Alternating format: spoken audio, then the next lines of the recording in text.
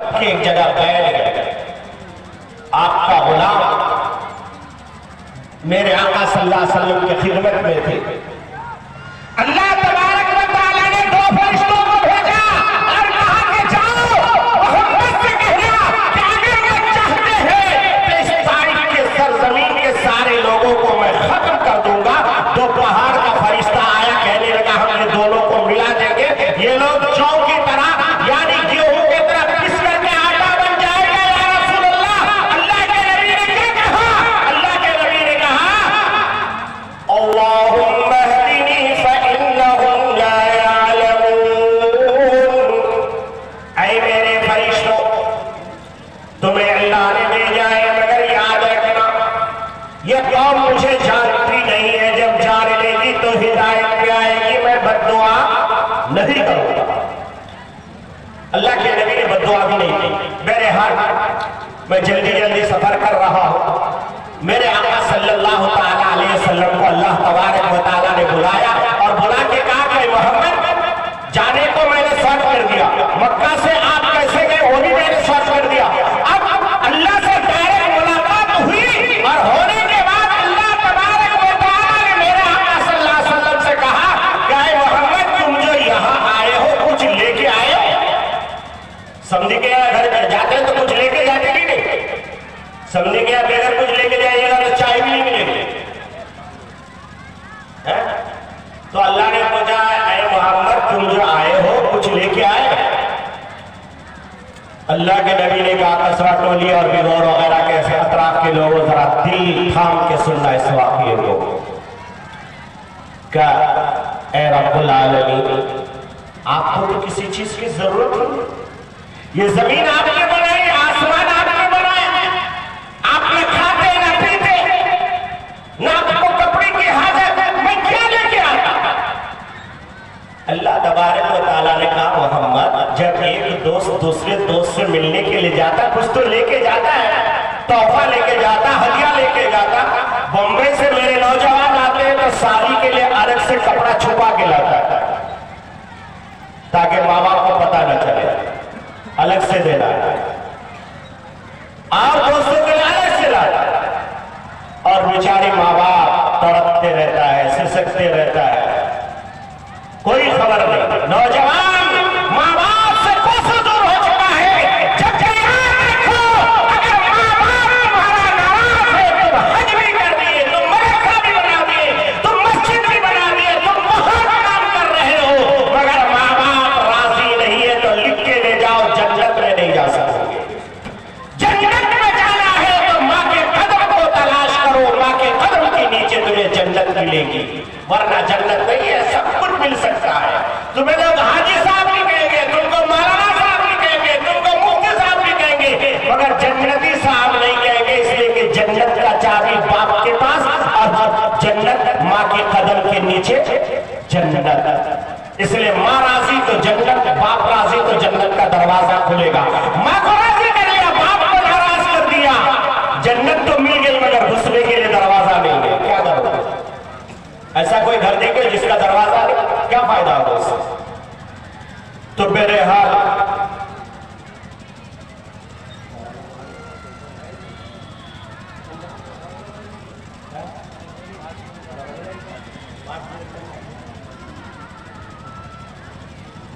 चलिए, हमारे हाजी साहब कह रहे हैं कि मौलाना अभी तो तकरीर शुरू भी नहीं और आपका टाइम भी खत्म हो गया, तो इसलिए लग रहा है कि 1 साल और जलसा करना पड़ेगा आपको, है ना? चलिए, अल्लाह तबारक व तआला ने अपने हबीब सल्लल्लाहु अलैहि वसल्लम से कहा कि मोहम्मद कुछ लेके आए।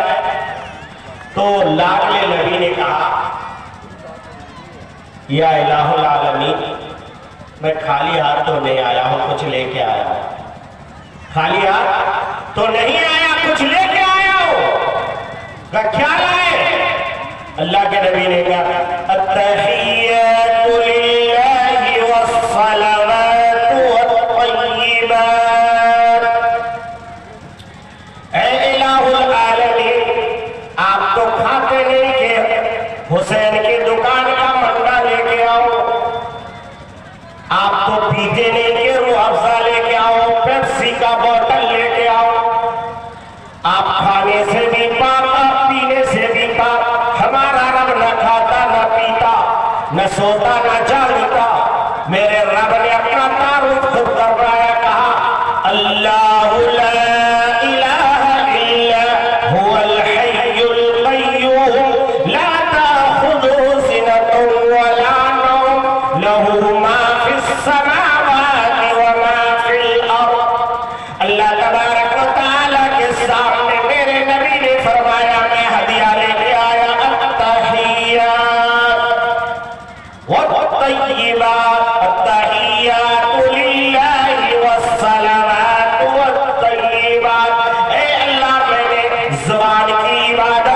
मैंने बदन की इबादत, मैंने माल की इबादत, यानी मैं जो तस्बीह पढ़ रहा हूँ वो तोहफा, मैं जो नमाज पढ़ रहा हूँ वो तोहफा, मैं जो पैसा खर्च करके हज करने जाता हूँ वो सारा का सारा तोहफा मैं आपके लिए लेके आया। ऐ मेरे परवरदिगार, आप जरा कबूल फरमा लीजिए। अल्लाह तबारक व तआला भी खुश हो गए, और खुश होने के बाद अल्लाह तबारक व तआला ने क्या कहा, सल्लल्लाहु ताला अलैहि वसल्लम, आप इतना बड़ा इनाम लेके आए हो, मेरा दिल भी खुश हो गया। इसे अल्लाह तबारक व तआला ने जवाब दिया, अस्सलामु अलैका अय्युहन नबिय्यु व रहमतुल्लाहि व बरकातुहु। नमाज में पढ़ते भी नहीं है, इसके बगैर नमाज नहीं होगी आपकी, ये पढ़ना लाजिम है।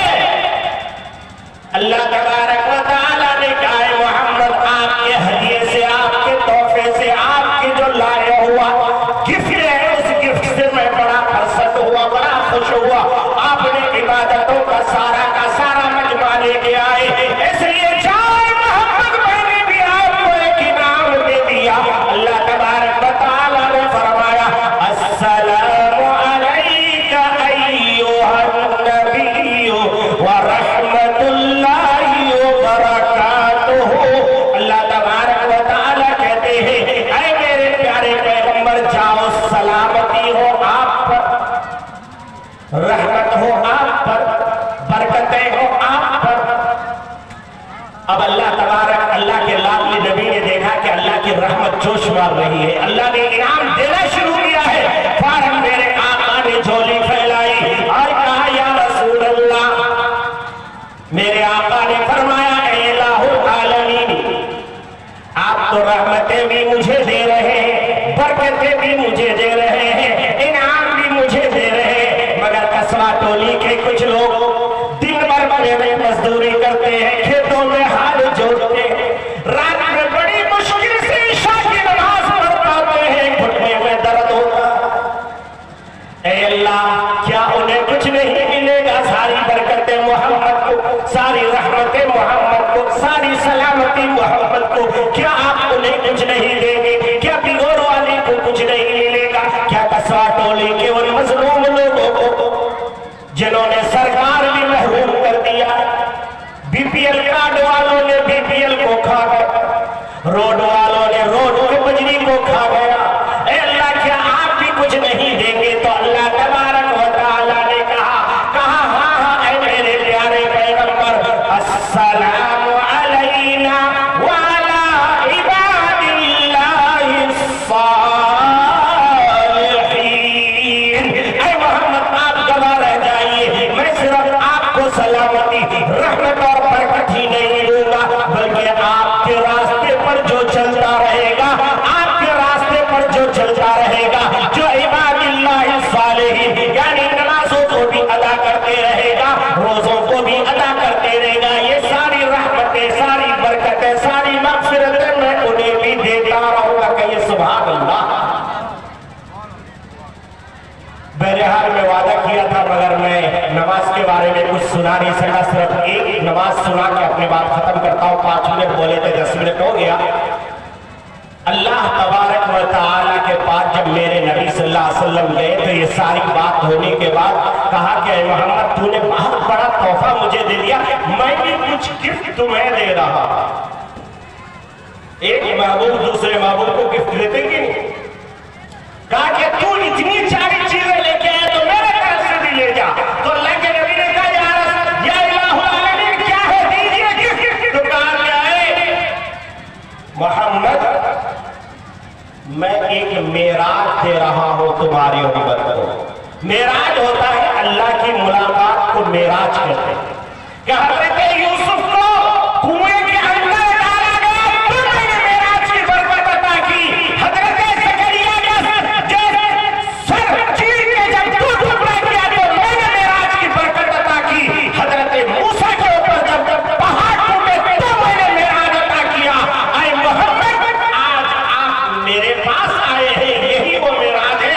अब आज से लेके क़यामत तक आने वाले, चाहे वो कस्वाटोली का जो है मोहम्मद का गुलाम हो, चाहे वो जो मोलाटोली का हो, चाहे गोयटोली का हो, चाहे बिहोरहाट का हो, चाहे जोकरबारी का हो, चाहे शेखपुरा का हो या आगपारा का हो या कहीं का भी हो, जब जब वो नमाज पढ़ेगा तब तब मैं उसे मेराज की बरकत अता करूंगा। मेराज का मतलब है अल्लाह से मुलाकात करना। जब कोई बंदा अल्लाह से मुलाकात करना चाहेगा, नमाज के लिए जो है वज़ू करेगा, अल्लाहु अकबर के नियत बांधेगा, उसको मैं मेराज की बरकत अता करूंगा। होगा कैसे? अल्लाह तबारक व तआला ने मेरे आका सल्लल्लाहु अलैहि वसल्लम को 50 वक्त की नमाज़ें दे के भेजा। कितनी? 50 वक्त की।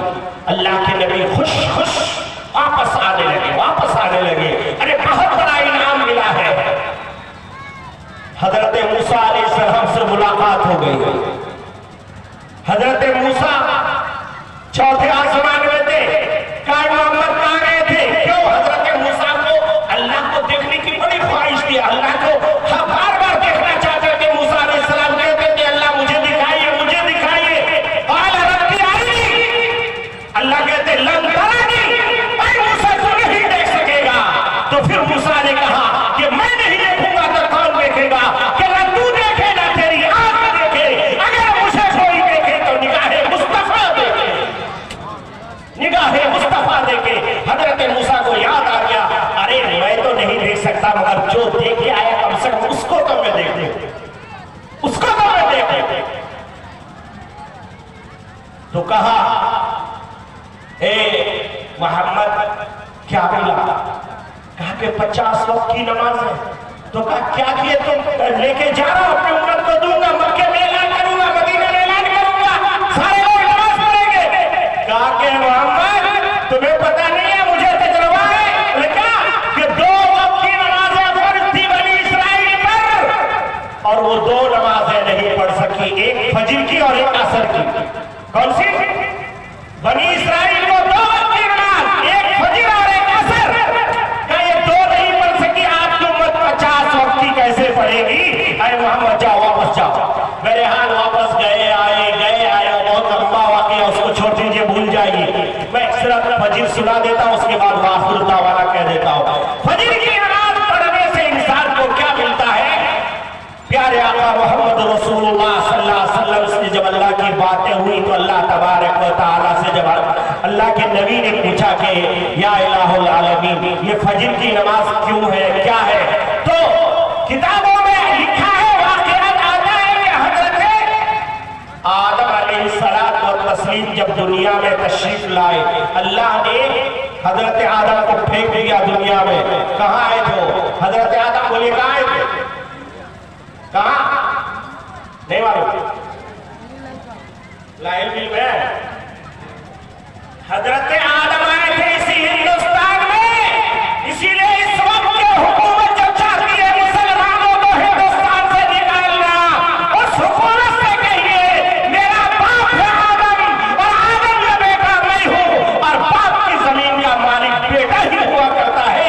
इसलिए मुसलमान इस हिंदुस्तान से कहीं नहीं जाएगा। हम अपने बाप के सरजमीन पे है।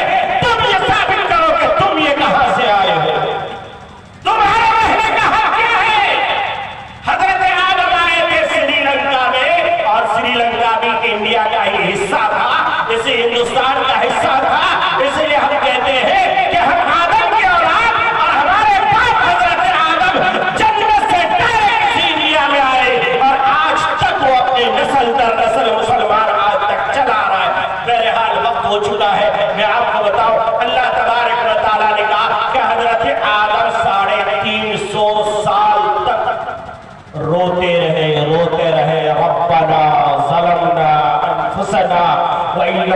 तगफिर लना व तरहमना लनकूनन्ना मिनल खासिरीन। सूरह आराफ की तिलावत कीजिए, ईमान को ताज़ा कीजिए, जन्नत और जहन्नम का तज़किरा मज़ा लेने के पढ़िए। वक्त हो चला है, मैं आपको बताऊं तो अल्लाह तबारक व तआला ने कहा मोहम्मद जाओ ये तौबा अपने उम्मत को दे देना। हजरत आदम की तौबा जिस दिन कबूल हुई वो सुबह का सुहाना वक्त था, सूरज निकलने के करीब था, अभी निकला नहीं था, यानी सूरज की शुआओं की वजह से अभी चांदनी चमक रही थी, अभी सूरज निकला नहीं था। अल्लाह तबारक व तआला के लाडले नबी हजरत आदम अलैहिस्सलाम जब तौबा कर रहे थे, अचानक याद आया कि ला इलाहा इल्लल्लाह मुहम्मदुर रसूलुल्लाह मैंने अर्श आज़म पे लिखा देखा था। आज अल्लाह के सामने दुआ कर रहे हैं हजरत आदम, कह रहे अल्लाह जिसका नाम आपने अपने नाम के साथ शामिल कर दिया है, उसी मोहम्मद के सदके से मेरी तौबा कबूल कर लीजिए। जैसे ही मोहम्मद का नाम हजरत आदम ने लिया, अल्लाह ने ऐलान किया, ऐ आदम जा मैंने तेरे तौबा को कबूल कर लिया। जब आदम ने तौबा कबूल किया, 350 साल हजरत आदम को हो चुके थे, 350 साल के गिड़गिड़ाने के बाद, रोने के बाद, चीखने के बाद, जंगलों में, पहाड़ों में, दरियाओं में, उसके बाद जब तौबा कबूल हुई तो हजरत आदम मारे खुशी के न दक्षिण देखे, न पश्चिम देखे, न उत्तर देखे, न दक्षिण देखे, फौरन अल्लाहु अकबर कह के नियत बांध लिए और उस वक्त की जो भी तरीके थे उस तरीके से उन्होंने वो नमाज अदा की। वो फजर का वक्त था। अल्लाह तबारक व तआला ने अपने प्यारे हबीब से कहा, ऐ मोहम्मद ये फजर की नमाज ले जाके उम्मत को दे देना। जो मुसलमान फजर की नमाज अदा करेगा 350 साल रोने के बाद हजरत आदम को जो सवाब मैंने दिया वो तेरी उम्मत को 2 रकात फजर में मैं दे दूंगा। मगर आज कसवा टोली की मस्जिद में जाइए, आपको पता चलेगा फजर के नमाज में कितने लोग आते हैं। एक सब भी नहीं होती हमारी। कैसे मिलेगा ये 350 साल का सवाब? इसलिए मैं कहा करता हूं कि भाइयों पहले नमाजों को दुरुस्त करो। बहरहाल वक्त हो चुका है। मेहदी के बारे में जिक्र आया था। हजरत मेहदी अलैहिस्सलाम शॉर्टकट में 1 मिनट में, हजरत मेहदी अलैहिस्सलाम मेरे आका मोहम्मद अरबी सल्लल्लाहु अलैहि वसल्लम के खानदान में से होंगे। माँ की तरफ से हसनी और बाप की तरफ से हुसैनी, यानी दोनों सिलसिला नसब हजरत मेहदी अलैहिस्सलाम तक जाके खत्म हो जाएगा। और हजरत मेहदी इतने खूबसूरत होंगे, इतने खूबसूरत होंगे, उनका चेहरा 14वीं रात की चांद की तरह चमक रहा होगा। हजरत मेहदी दमिश्क के जामे मस्जिद के इमाम होंगे। हजरत ईसा अभी उतरेंगे और फजर का वक्त होगा। हजरत ईसा जैसे पानी टपक रहा होगा, मीनार से उतार करके मेहराब पे लाया जाएगा। हजरत ईसा अलैहिस्सलाम के किला में नमाज अदा होगी और हजरत मेहदी के लश्कर वहां से निकलेगा और दज्जाली लश्कर से मुकाबला होगा। हजरत मेहदी का बैत का एक अलग सिलसिला है। मक्के में वो बैत ली जाएगी। हतीम यानी रुकने यमानी और हजर अस्वद के दरमियान का जो हिस्सा है, वहां पर हजरत मेहदी टिक लगा के बैठे होंगे।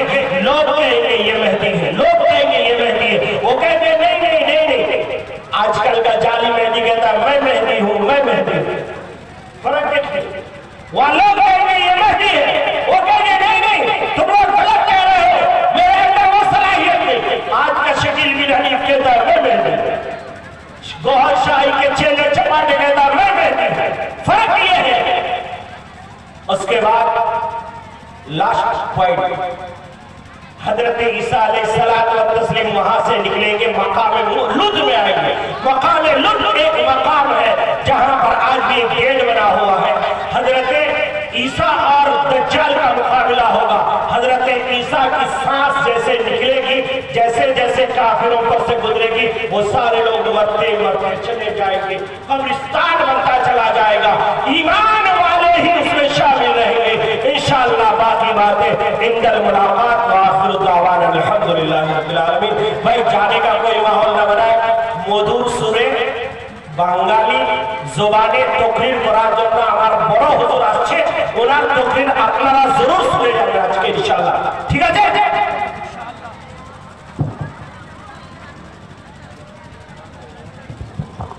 माशाअल्लाह माशाअल्लाह। ये थे हमारे मुकर्रर हज़रत अल्लामा मौलाना मुनव्वर हकीम साहब सिद्दीकी, जो माशाअल्लाह अपने नासिहाना कलमा से हम सबको नवाज रहे थे।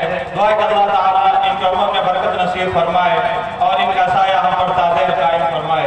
हजरत जो बयान कर रहे थे, मैं उनको सिर्फ एक शेर के साथ अपनी बात को खत्म करता हूँ। ऐसा नहीं कि नफ्स का शैतान मर गया, ऐसा नहीं कि नफ्स का शैतान मर गया, शैतान तो है जिंदा, हाँ इंसान मर गया। सजदों में सर झुकाने की फुर्सत नहीं रही, सजदों में सर झुकाने की फुर्सत नहीं रही, मोमिन के रूप में बसा मुसलमान मर गया।